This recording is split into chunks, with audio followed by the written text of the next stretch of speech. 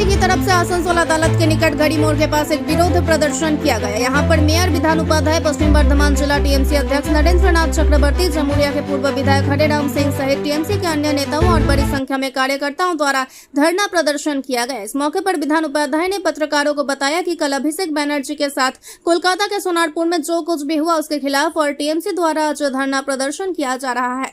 उन्होंने कहा कि अभिषेक बनर्जी का एक सांसद है, अगर सांसद के साथ इस तरह से किया जा सकता है तो यह सोचने वाली बात है कि प्रदेश में कानून व्यवस्था का तारा कहां चला गया है। उन्होंने कहा कि कल अभिषेक बनर्जी के साथ जो कुछ भी हुआ वह पूरी तरह से लोकतंत्र की हत्या है।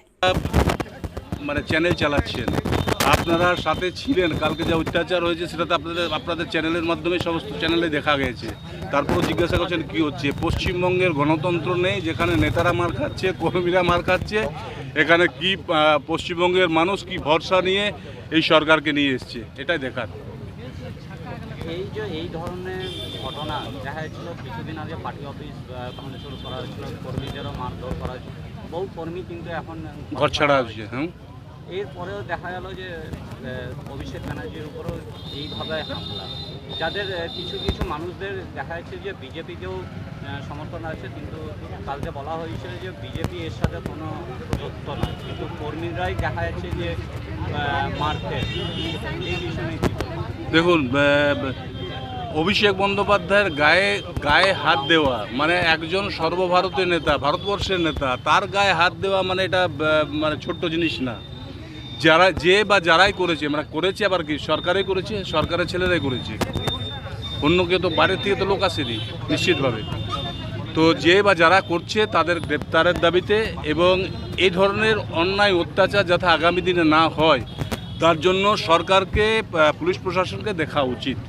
কারণ এটা না হলে আগামী দিনে মমতা বন্দ্যোপাধ্যায়ের নেতৃত্বে, অভিষেক বন্দ্যোপাধ্যায়ের নেতৃত্বে পশ্চিমবঙ্গের মানুষ, সাধারণ মানুষ যেভাবে 2011 আগে যেভাবে আন্দোলন হয়েছিল, জনমুখী হয়েছিল, ঠিক সেভাবে আবার চালু হয়ে যাবে। দেখা গেল যে কালকে কিন্তু পুলিশ প্রশাসনও কোনো নিরাপত্তাও দিতে পারেনি সেইভাবে, সেটাও অভিযোগ করা হয়েছিল। মানে এটাই তো বললাম, একজন মাননীয় সাংসদ, একজন ভারতবর্ষের 10-12 জন নেতার মধ্যে একজন, সেই নেতা যদি অ্যাটাক হয় তাহলে সাধারণ মানুষের নিরাপত্তা কোথায় রয়েছে, এটাই দেখার রয়েছে। সারা বাংলা জুড়ে যেভাবে ভরসা আউট, ভয়হীন, বাংলা ভয় পেয়ে গেছে। আজ অভিষেক ব্যানার্জির মতো এমপি, তিনি আমাদের দলীয় কর্মী, তার বাড়ি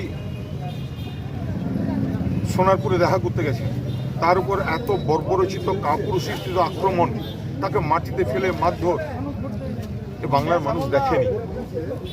তাই আমরা জানাতে চাই যে বাংলার মানুষ কিন্তু সব দেখছে। তাই আজ পশ্চিম বর্ধমান জেলার আসানসোলের বুকে আমরা কোর্ট মোড়ে আমরা আজকে সবাই মিলে আমরা গান্ধী মূর্তির নিচে অবস্থান বিক্ষোভ করছি। যে আন্দোলনকে লাগাতার চলো, যদি সন্ত্রাস না বন্ধ হয়, একদম আমরা রাস্তায় নেমেছি। সারা দেখুন, মানুষ কিন্তু অপেক্ষা করছে, মমতা বন্দ্যোপাধ্যায়ের নেতৃত্বে সারা বাংলায় রাস্তায় নামবে মানুষ।